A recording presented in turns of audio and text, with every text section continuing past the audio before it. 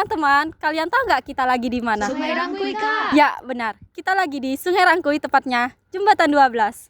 Nah, kalian tahu nggak sih kalau Sungai Rangkuy itu merupakan urat nadi sistem drainase yang ada di Kota Pangkal Pinang. Gimana sih cara kerja sistem drainasenya? Yuk kita pelajari lebih lanjut.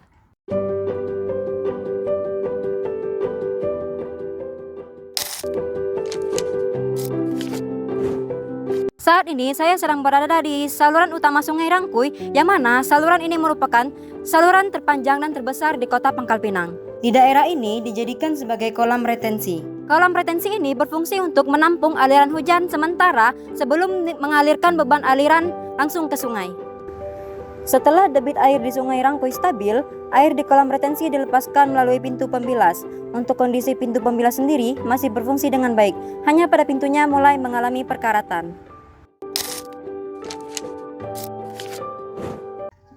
Sekarang saya berada di saluran utama dalam sistem drainase, yaitu saluran primer. Saluran primer berfungsi untuk mengalirkan air dari saluran sekunder menuju titik akhir pembuangan, seperti Sungai Rangkuy yang sudah ditunjukkan sebelumnya.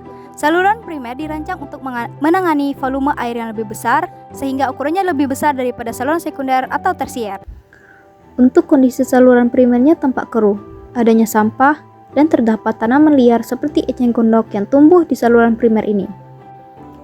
Sedangkan kondisi saluran primer di lokasi ini juga keruh, kotor, serta adanya bau yang agak menyengat. Kemudian pintu air tersumbat dengan sampah dan tanaman eceng gondok. Untuk kapasitas volume saluran primer di sini pun terlihat hampir meluap. Sekarang kita berada di saluran sekunder. Saluran sekunder adalah saluran yang mengumpulkan air dari saluran tersier, seperti saluran yang ada di lingkungan rumah masyarakat. Setelah air tersebut dikumpulkan, maka air tersebut akan dialirkan ke saluran primer seperti yang sudah dijelaskan pada video sebelumnya. Nah, ini adalah pintu air. Pintu air ini berfungsi untuk mengatur aliran debit ke saluran primer.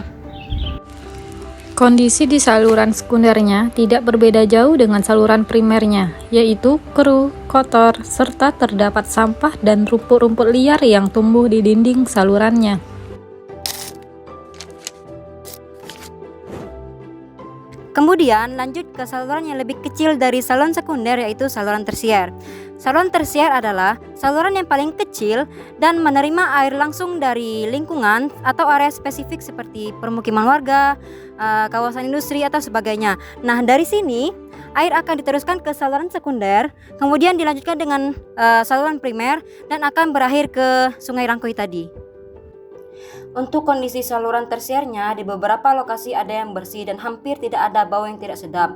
Namun, ada juga yang tertutup dengan rumput liar di dinding salurannya.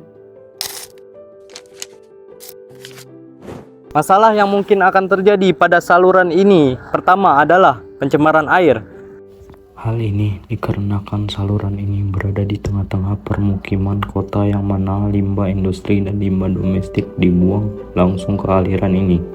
Dan kemudian, masalah kedua yang akan terjadi adalah sedimentasi atau pendangkalan.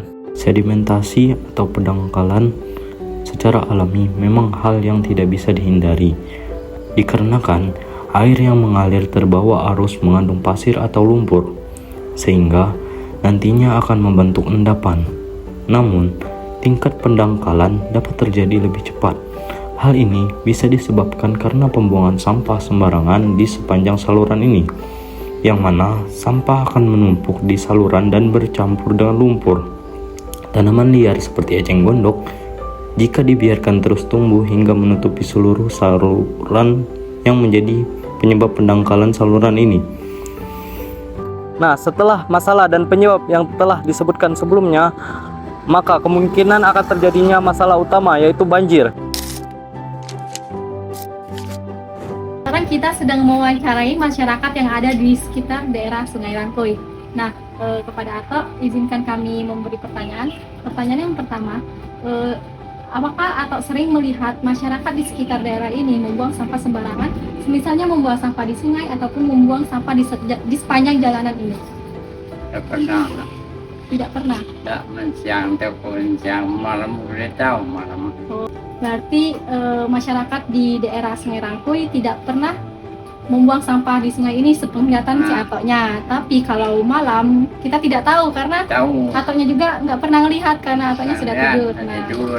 Pertanyaan kedua nih Tok, apakah Atok sering merasakan dampak dari pengaruh akibat sungai ini, semisalnya nih dampak seperti bau, misalnya bau kayak bau airnya tuh meluap gitu atau enggak banjir tuh. Nah, Atok sering nggak merasakan hal itu?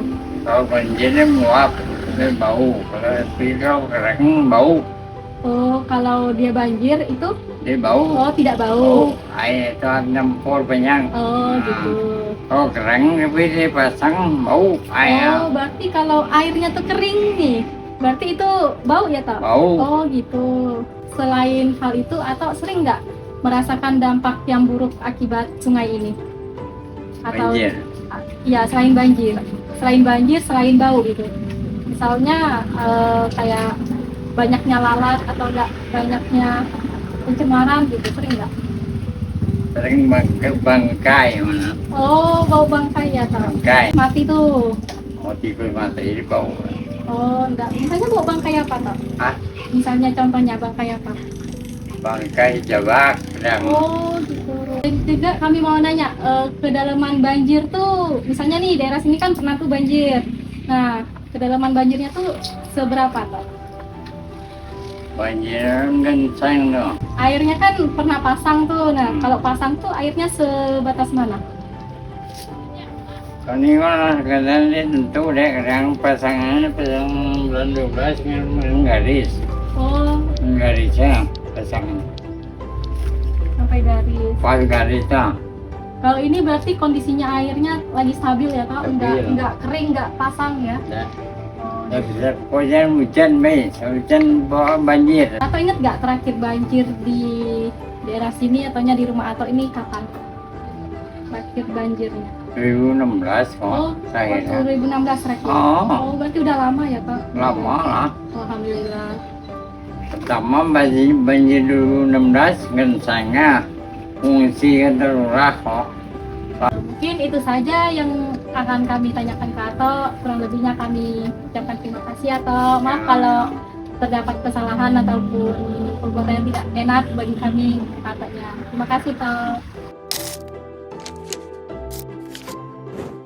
Dari beberapa masalah yang telah kami sebutkan sebelumnya, kami memberikan beberapa solusi terkait masalah tersebut, yaitu yang pertama, untuk pemerintah bisa memperbarui saluran utama drainase dengan cara memasang filter sampah di tiap pintu airnya. Sampah yang terbawa arus akan tersangkut di filter sampah tersebut, sehingga dapat mengurangi sampah yang terbawa arus di sepanjang saluran drainase. Nah, nantinya kantong sampah dari filter sampah itu akan diambil secara rutin atau berkala oleh pihak yang bersangkutan.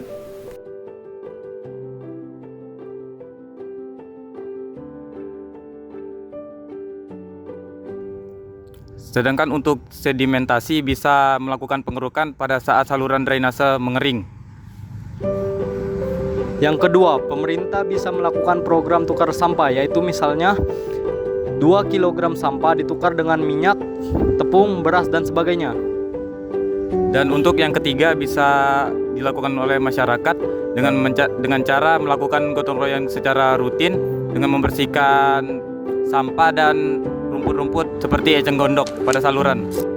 Halo teman-teman, terima kasih ya buat kalian yang sudah mempelajari serta menonton video pembelajaran kami. Sampai jumpa di pertemuan selanjutnya. Dadah!